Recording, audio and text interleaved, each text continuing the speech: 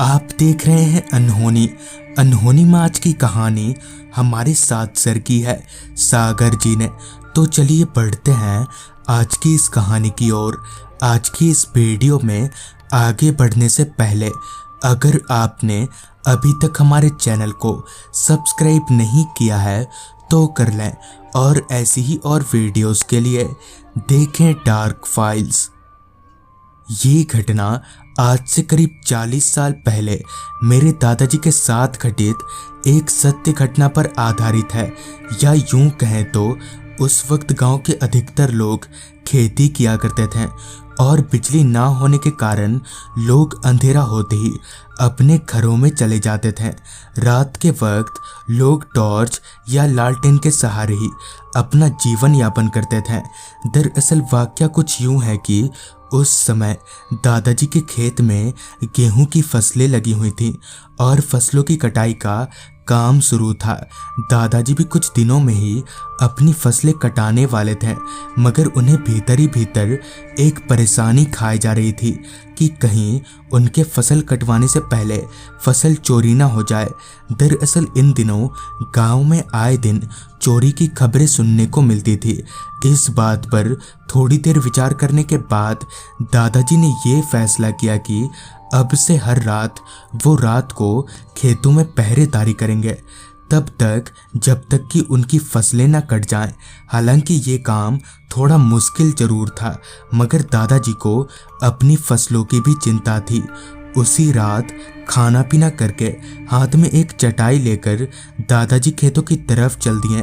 काफ़ी रात हो जाने के कारण रास्ते पर दादाजी के अलावा और कोई इंसान दिखाई नहीं दे रहा था।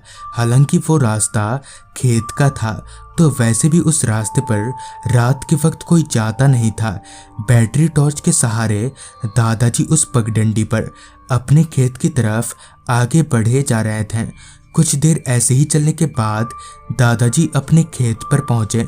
दादाजी के खेत के बगल में ही एक शमशान घाट था। खैर दादाजी वहीं पर चटाई बिछाकर बैठ गए। बैठे बैठे दादाजी अपनी निगाहें यहाँ वहाँ घुमा रहे थे, मगर उन्हें वहाँ दूसरा कोई आदमी दिखाई नहीं पड़ रहा था। अब उन्हें वहाँ बैठे बैठे काफ़ी वक्त हो चला था, मगर फिर भी उनकी आंखों में जरा भी नींद नहीं था।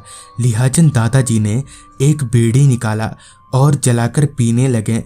अभी वो बीड़ी पी ही रहे थे कि उनकी नज़र पास ही में बने एक शमशान पर गई, जहां एक आदमी इधर उधर भाग रहा था।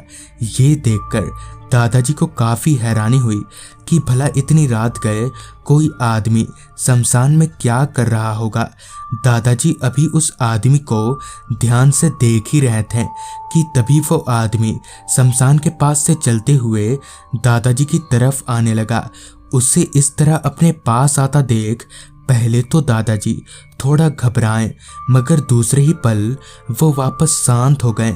इतने में ही वो आदमी दादाजी के पास आकर बैठ गया, जो कि दादाजी को थोड़ा अजीब लगा। तभी उस आदमी ने कहा, बीड़ी हाउ का तुम्हारे पास? जिस पर दादाजी ने उसे एक बीड़ी निकाल कर दे दिया।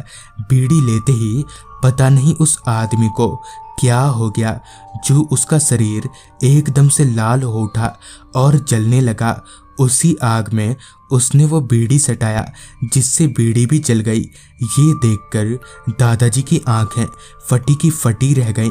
दादाजी ने बीड़ी का बंडल वहीं फेंका और हवा की रफ्तार से भागते हुए सीधे घर पहुंचे, मगर वो था क्या और उसका शरीर कैसे चल रहा था।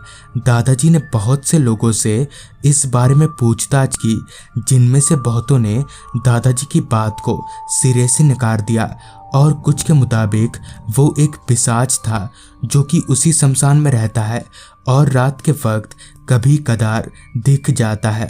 तो दोस्तों, ये थी सागर जी की भेजी गई कहानी। अगर आपके पास भी ऐसी ही कोई कहानियां हैं तो हमारे साथ ज़रूर शेयर करें। तो मैं आर्यन जल्दी ही मिलूंगा आपसे ऐसी ही एक कहानी के साथ।